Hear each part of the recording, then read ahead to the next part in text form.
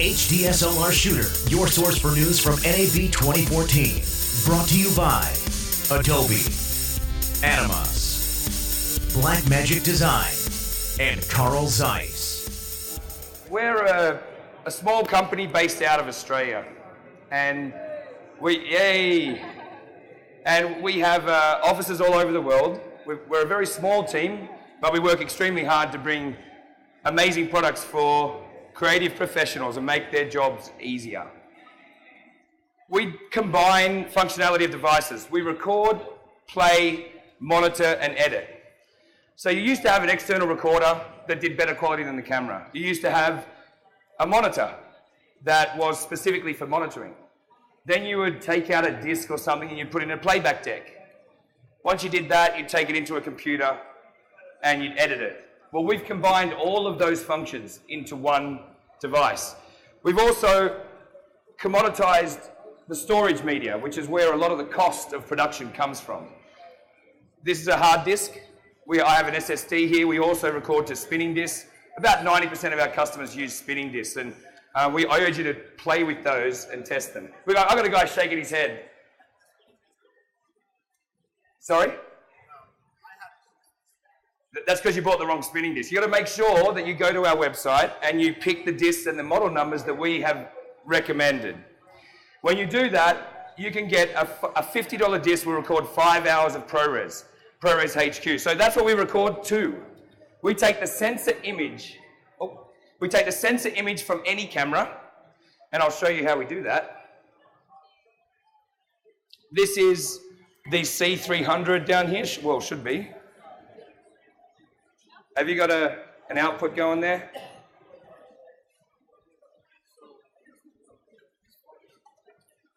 Cable is out. We let the customers touch our kit, so I'm sorry that we didn't get an input. Here we go. Here I am, up on screen. Can you focus on the young lady, please? Thank you. Okay, so we're taking the sensor image of this camera and we're putting it over SDI up here. We also, if you look over here, we've got Ninja Blade, Samurai Blade. We have an HDMI version and an SDI version. They're exactly the same, just with a different input. So what I'm doing here is I've got the sensor image coming in directly from the camera. If you look at the screen across the top, I tell you what formats we're recording, which codec we have. We have Apple ProRes and we also have Avid DNX. And on our new product, we're also recording to Cinema DNG for RAW. This is our quality level within the codec. If I adjust that, you see I get more time on the disk. 422 HQ. This is 120 gigabyte SSD. We also go up to 1 terabyte hard disk. You format the disk here. We've also got level meters down the bottom there, audio level meters. If I go in there, I can choose which channels to record very, very simply. I can monitor the audio. There's an audio output for headphone monitoring, and then I can decide whether I record it or not. We've tried to think of everything in terms of the workflow of the way you work. Analog gain. We've also got audio delay, so if there's a bit of frame delay coming from the camera, then you can adjust that before you record it. And you can hear that on the headphones. Then we have a suite of tools for monitoring. This is a 1280 by 725 inch screen. It's a 325 ppi. It's exactly the same resolutions as your iPhones and your Samsungs. So you're not looking at a different quality screen than what you do on a consumer device for a pro video device. What tools do we have here? Well, the blue one here is our test measurement tools. And here I've got Luma Parade, RGB, Vector, and Vector Zoom. So these are the test measurement pieces of equipment that you used to have to buy separately. Now they're all on your monitor. This is the bottom third. I can go full screen, or I like to do it down in the bottom corner there so that I can tell exactly. You can see I update in real time there. I've also got RGB Parade and a full suite of tools. There's my vector scope. Those of you who like using a vector scope, you'll like that. So I've got all this test measurement equipment on board to make sure I get the shot right. Why am I doing that? So I don't have to spend hours in post and take my time after the shoot. So we're trying to reduce the amount of time. We realize your business is making money from producing video. So we're here to make that a more affordable proposition and a higher quality proposition and a faster proposition. So the next thing I want to show you, I like Luma Parade, so I'll leave that one on there. The next is monitor assist functions. So we have test measurement functions, monitor assist, and cut and tag editing. This is focus peaking, zebra, false color, and blue only. So let me put the focus peaking on, and Will, I'll get you to adjust the focus ring right at the front there, right at the front, mate. Yes. So as he adjusts focus in and out, come back. Oh, I've got yellow on. I'll put it on red for a second. Hang on. You can adjust the color here. Okay, now we see where we are.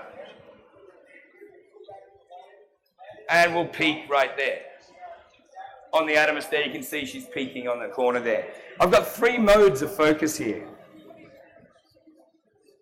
I've got black and white, so that I can really see the edges there. You can see there was a bit hard to see the red, especially because she's in red, or she's wearing, or I don't know what to call that, painted red. She's painted red. So I can see I'm definitely in focus there on her. This camera isn't there. There we go. I know I've hit focus on her clearly. Now, if I touch on this next one, Will, can I get you to do the same thing again, please? In and out. This is a focal plane. Come back. So I'm stenciling the edges as the focal plane is coming in and out of focus. And then as I hit focus, it goes color. This is perfect for focus pulling. So you can choose different tools for depending on what you're doing. Zebra, I can crank the zebra up or put it down to show me where my highlights are. Very, very easy and simple to use. So everything that has a set, this is my settings function. Touch the settings, anything that's got a setting will come up. This is my guides for setting up my shot. And they can be on there all the time. You notice if I touch the screen anywhere that doesn't have an icon, the overlay disappears. That's so I could really frame my shot and see it. And when I want those tools, I just touch the screen and it comes back. So I'm going to leave on the focus peaking. And I'm going to hit, so there's 2 things that we also do. There's triggering. So I've set up my shot now. I'm ready to roll. What I don't want to do is have to hit the camera and the recorder at the same time. What I want to do is choose a camera trigger function. Canon, Arri, Panasonic, Red, Sony. I'm coming from a Canon camera that's sitting right here, as you can see. And when I ask Will to hit record, this will record. Will, could you hit record, please? So now I'm recording. I've got the time code coming from the camera, and I've just hit record, and I'm recording on both devices. We also invented the HDMI version of this, time code and start-stop trigger. And that's available on all the Sony new range of cameras, 5D Mark III, C100 over HDMI. The new Nikon D4S also has this. More camera makers all the time are implementing our adoption of HDMI start and stop trigger and time code implementation. Will, could I get you to stop, please? So now we think the workflow is set up your shot, hit record, then quickly check it. I want to check what I've done. So this is what I just recorded. I can go anywhere on the timeline, quickly and intuitively. I can fast forward, I can rewind, I can pause, frame by frame. Who's that ugly guy? So go right to the end.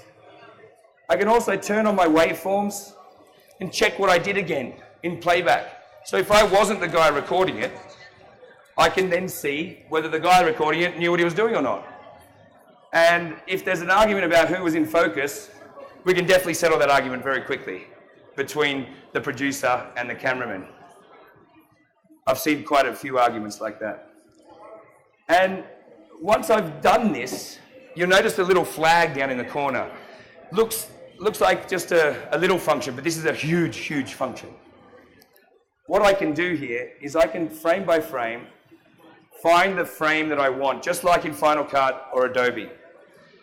And when I touch that, favorite and reject come up. So this is my in point. I've just decided that this is my in point. I'm going to touch that. That's my in point. Now I can play the video back, fast forward, pause, frame by frame, get that guy out of the shot. That'll do. And that's going to be my out point. I've just done a metadata cut edit. on the timeline, which is native to Final Cut X, can be converted for Final Cut 7, and can also go into Adobe with that Final Cut 7 conversion. Very, very powerful tool. So, set up your shot. Start, stop, trigger. They're both recording. Hit play. Have a look at it. Yes, I'm happy with it. Quick cut edit, and back to recording. And that'll allow me to now start to shoot again. Very fast, very intuitive workflow. Okay, so there's a couple of things I want to show you. This screen is calibratable. We can calibrate this screen. If we go in and do some adjustments on the screen, I can do C-log natively to know that what I'm getting from the camera, and I can set up my shot correctly. I can also adjust these as a user for custom settings. I'll go back to 0 there. While I'm recording,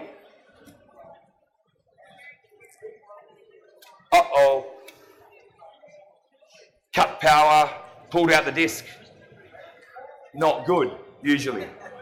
I've just been recording for an hour. My client's going to be pissed off. So what happens with Atomos operating system? We're up to version 5 now.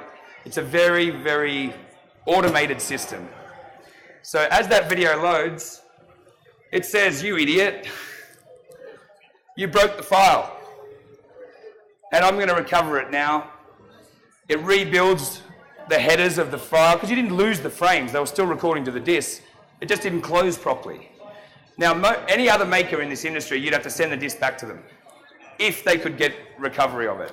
Ours does it automatically. It's a wonderful safety feature that has saved many people's asses, I'll tell you that for free. All right, so this is the operating system. I want to just get on to our new product. So that's the SDI version, Samurai Blade, Ninja Blade. 1295, 995, everything you see in the cases that are sitting on the benches here is what you get for that money.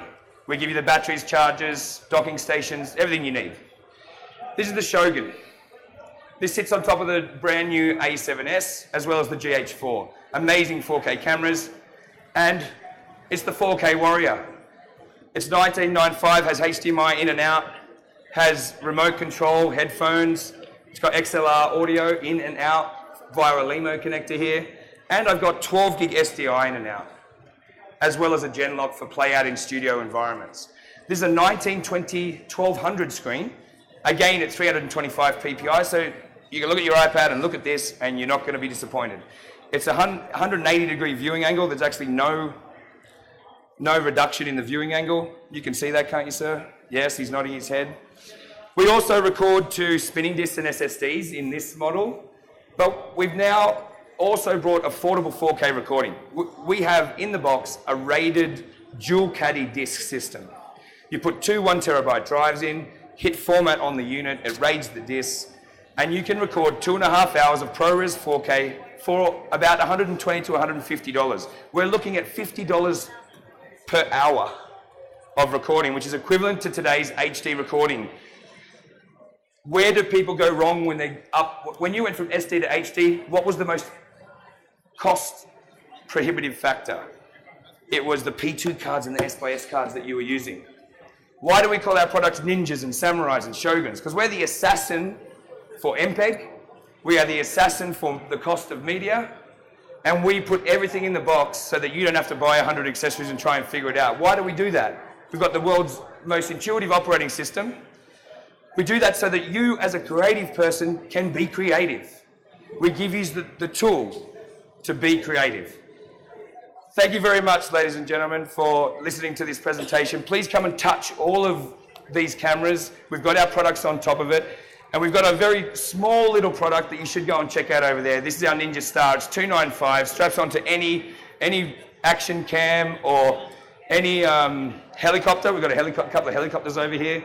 So this is a C-Fast recorder. It's $295, does everything the Ninja does, but without the screen. Everything's LED based. Took us a while to get the LEDs right, but it's very easy to use.